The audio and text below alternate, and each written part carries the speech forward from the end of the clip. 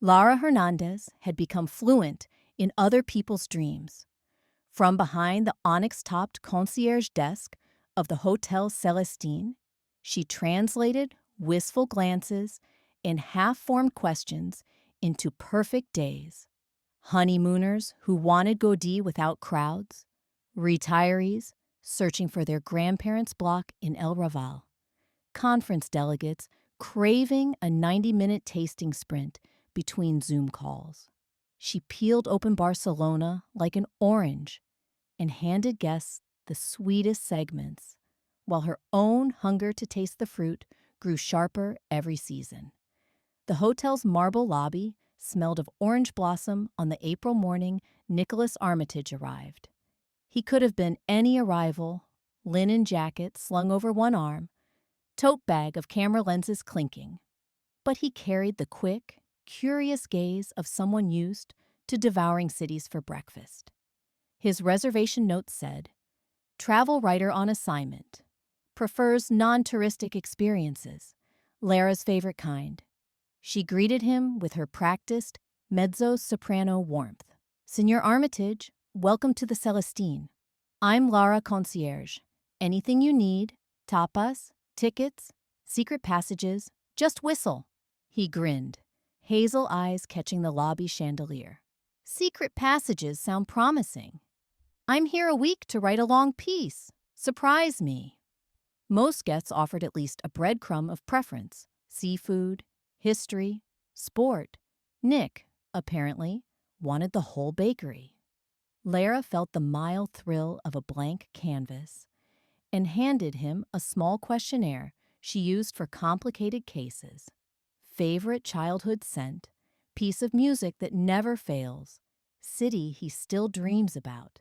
He filled it in leaning against the front desk, humming under his breath, and gave it back. For childhood scent, he'd written petrol mixed with sea salt. For music, he chose Miles Davis, anything before 1965. For the nostalgic city, he'd scrawled, "The next one." That night, while the lobby dozed, Lara sketched new itineraries at a side computer. Dawn at Fisherman's Docks, the old petrol pumps Nicholas might mistake for sculptures, a detour to a jazz bar hidden under an anarchist bookstore, rooftop vermouth with an octogenarian trumpet player who rehearsed at sunset. She labeled the file Writer's Drift and sent it to his room with a handwritten note. "Your secret passages begin at 6:12 a.m. Bring comfortable shoes and skepticism." Nick followed her blueprint for 3 straight days and returned each evening vibrating with detail. How the trumpet player took requests in Morse code. How the anarchist bookseller served espresso in chipped demi-tasse cups once owned by her ex-husband, a matador. Lara felt the second-hand thrill of discovery, yet every description reminded her she had delivered an experience she herself had never fully inhabited. While Nick heard jazz echo off chimney pots, she'd been arranging airport transfers and tulip deliveries. On the 4th morning, he approached the desk, sunburnt at the cheeks, recorder swinging from his wrist. "You keep sending me everywhere," he said, "but I never see you there. It's like the city's your puppet. My shift ends at odd hours. Take one of those odd hours for yourself. Design something, not for me, or tourists, or your manager. Something for Lara Hernandez. Then let me tag along as research." She flinched at the idea of stepping on stage in her own show, yet the invitation chimed against a secret ambition she had nursed for months. An international association of concierges, Les Étoiles Dorées, was hosting its annual competition for Concierge of the Year. Submissions closed in 2 weeks. Each entrant had to propose an original city experience and prove its viability by guiding a guest or judge through the route in person. Lara possessed plenty of award-worthy material. She had created more than 60 custom tours, but she feared that none revealed anything of herself. Judges, like writers, sniffed out authenticity. Later that day, During her half-hour break, she climbed to the staff rooftop, a cramped rectangle between HVAC units, opened her notebook, and wrote, "My City Unmasked." She pictured Barcelona's usual postcard suspects: Sagrada Familia, the Boqueria, Park Güell, and then exhaled them away. What corner of the city still made her pulse jump? She remembered skipping school at 15 to watch dawn ignite the hilltop bunkers of El Carmel. She pictured the labyrinthine park where her grandmother once taught her to navigate by the smell of wet boxwood. She tasted burnt sugar from a bakery that opened at 3 a.m. exclusively for dock workers and drunks. These were the beads of a necklace she had never strung. When her break ended, she returned to the lobby, floating half an inch above the marble. Nick was leaning on the desk, reviewing field notes. "Any progress?" "Maybe," she said, lowering her voice. "But it comes with conditions. I guide, you follow. No recording devices until I say so. And you help me test the route for a competition." He placed a hand over his heart. "I solemnly swear." They scheduled the trial for her upcoming Sunday off. The moment the date was settled, Lara felt time race like a wind-up toy. She spent evenings consulting bus timetables, verifying which cafe still served carajillos with contraband rum, begging old contacts for favors. On Saturday, she laid out clothes she could move in: a slate-gray jumpsuit, leather sneakers, and checked the weather. Scattered clouds, high chance of miracles. At 4:30 Sunday morning, Nick waited in the deserted lobby, hair wild from sleep, thermos in hand. Lara led him outside. The city streetlights flickered out one by one, as though granting her the stage. 6:01 a.m. They climbed the steep path to the bunkers, joined by stray cats and one early runner. At the top, damp wind whipped their hair. Luminous veins of pink threaded the horizon, and the grid of streets below lit up like circuitry. Lara pulled 2 enamel mugs and a flask of cinnamon-spiced coffee from her backpack. "This is where I decided to become a concierge," she told him, sipping. "I wanted a job that sees the city awake first and falling asleep last." Nick flipped the cap of his pen. "My recorder's off, but my memory isn't." 7:15 a.m. Instead of descending the tourist path, they scrambled down the backside of the hill, through broom scrubs scented with honey. A fishmonger's van waited at the base, engine running.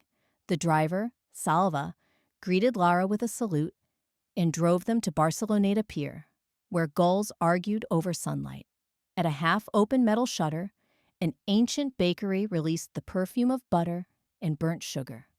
Inside, Lara greeted another co-conspirator, Marta, the baker, who sliced coca still hissing from the oven. Lara and Nick ate standing up, sugar crystals popping between teeth. "Could write a whole article just about this crust," Nick muttered, eyes closed. 9:30 a.m. They left the harbor by tram, disembarking at the Modernista former hospital of St. Pau. Tour groups clustered around guides with headsets, but Lara led Nick through a side gate where a gardener named Iago let them into the forbidden citrus courtyard. Mandarins glowed against mosaic walls. Lara plucked one, sliced it with a hotel butter knife, and divided the segments. "When the hospital still admitted patients," she said, "nurses walked them here to breathe orange blossom. They believed scent sped recovery." Nick inhaled deeply. "I believe it too." 11 a.m. They ducked into a graffitied underpass connecting 2 hilly districts. Musicians tested harmonies that bounced like rubber balls along concrete. The underpass served as an unofficial audition space. If a band could persuade pedestrians to stop, they were considered ready for a gig across town. Lara and Nick paused to hear a quartet whose cello case lay open like a hungry jaw. Nick dropped coins. Lara requested a Miles Davis riff. The trumpeter obliged, eyes twinkling. Noon. Lunch was at a family bodega, so small customers shared tables by default. They squeezed between grandfathers, debating football and young delivery riders scrolling messages. Lara ordered anchovies, cured in vermouth, and a slab of potato tortilla that steamed under the fluorescent lights. Nick took photographs of the countertop's chipped tiles, then set the camera aside to eat with his hands. "You plan every moment," he said between bites. "Yet it feels organic. How?" "I leave hinge points," she answered. "If a door sticks, we push another. The city writes half the script."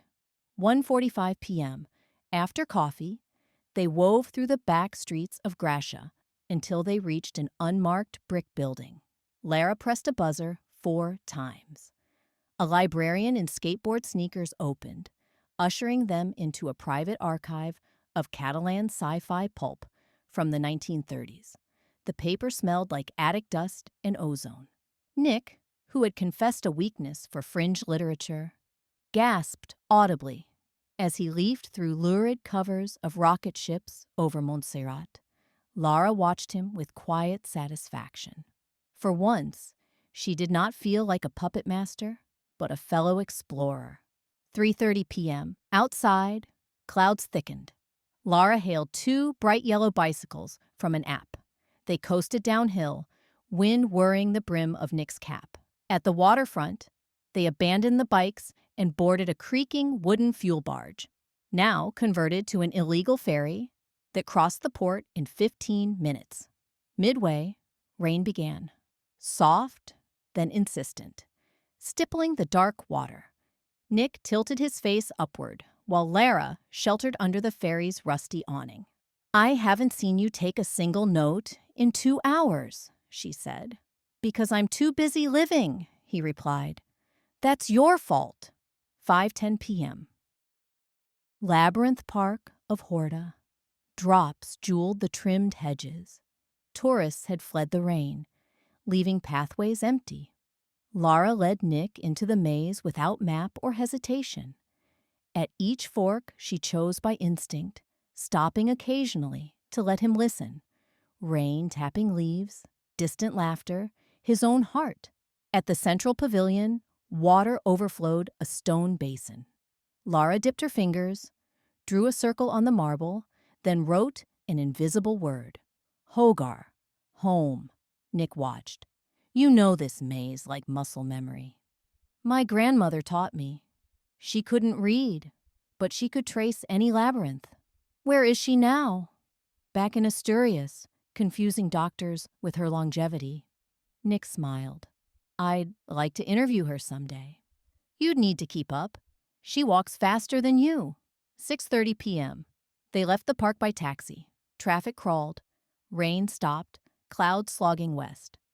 Golden light poured across damp asphalt. From the window, Lara saw children leap puddles, their reflections like sparks. "How many stops left on your secret tour?" Nick asked. "1 major, 1 minor, then something unplanned. Perfect ratio." 7:15 p.m. Major stop. A modest apartment above a florist near Parallel.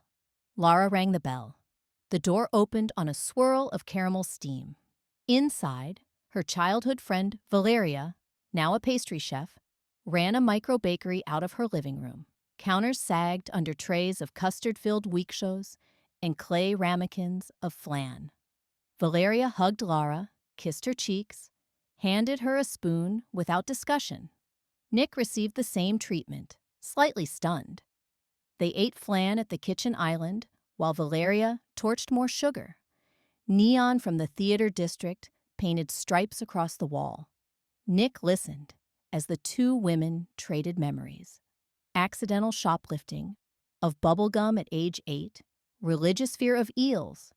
Like cards in a game, only they knew. When they left, Valeria pressed a warm paper bag into Nick's hands. "Midnight snack for the writer," she said, conspiratorial. 8:20 p.m. Minor stop, Montreux Miramar Gardens. The cable cars had closed. The hillside belonged to crickets. They sat on a low wall, overlooking the harbor lights, flickering like a fallen constellation. "Time for devices," Lara said. Nick unpacked his recorder, set it between them. "I designed this day To test whether my personal map of the city works for a guest, she began. Contest judges care about novelty, but also narrative. Did the story feel continuous? Nick clicked the recorder on, then off. Let me answer off the record first. Yes, it felt like your autobiography in landmarks. That's the point. He studied her profile in the dim. So, what's the unplanned part? She stood, offering a hand. We improvise. They walked down the hill, no longer following printed arrows. Lara listened to the city's hum as if waiting for a cue. At a tram stop, a street musician plucked a Portuguese guitar. Lara paused, eyes widening. The song mirrored one her father used to whistle. She tossed a coin, met Nick's gaze, and without discussion, they began to dance, clumsy, rain-dampened, laughing when passers-by applauded. The musician segued into So What by Miles Davis, and Nick laughed even harder. Midnight. They reached the hotel on foot, shoes squelching. The lobby night porter raised eyebrows at Lara's drenched jumpsuit. Nick threatened to write a scathing exposé about hotels that failed to provide post-adventure towels. The porter delivered two immediately. Before heading to their respective elevators, Nick touched Lara's sleeve. Thank you for today. If the judges don't crown you, I'll riot in prose. I'll hold you to that. 3 days later, Lara submitted her official entry, the Memory Weave Tour. She included photographs Nick emailed, anchovies glistening, maze pathways, Flan's cracked sugar mirror. She hid none of her motivations. The judges replied within a week, shortlisted. They would experience a condensed version next month. In the interim, Nick's feature article appeared online. Barcelona, curated by a conscience. He never named Lara, referring instead to Elle. Yet readers knew. Bookings at the Hotel Celestine spiked. Emails flooded the concierge desk requesting Elle's elusive tours. Management offered Lara a raise and 2 additional staff to offload routine errands. For the first time, her schedule contained blank spaces labeled simply. Research, wander. Final round 2. Judges arrived, seasoned travelers wearing pragmatic shoes. Lara guided them through a refined route. Bunkers at dawn, orange courtyard, labyrinth. Rain withheld its drama, but birds sang obligingly. The judges asked technical questions. Liability insurance for illegal ferries, emergency exit plans for archives, and Lara answered with calm precision. By sunset, they were giddy on fresh flan, humming Miles Davis as though the melody belonged to them. A week later, a gold-stamped letter announced Lara Hernandez as Concierge of the Year. Her staff decorated the lobby with balloons that looked like oversized citrus. Nick mailed a fountain pen engraved with coordinates of the Labyrinth Center. That evening, Lara left the hotel early. Awards were marvelous, but awards had mouths. They chewed time. She defended one night for herself. She bicycled to the underpass and listened to a young trumpeter practicing an uncertain blues line. She dropped a coin, requested the tune her father used to whistle. The boy tried, missed, tried again. Lara smiled. Behind her, footsteps approached. Nick, city map in back pocket, recording gear in hand. Research never ends, he said. Neither do cities, she answered. They walked without agenda, turning corners by instinct. Lantern light pooled on wet cobblestones.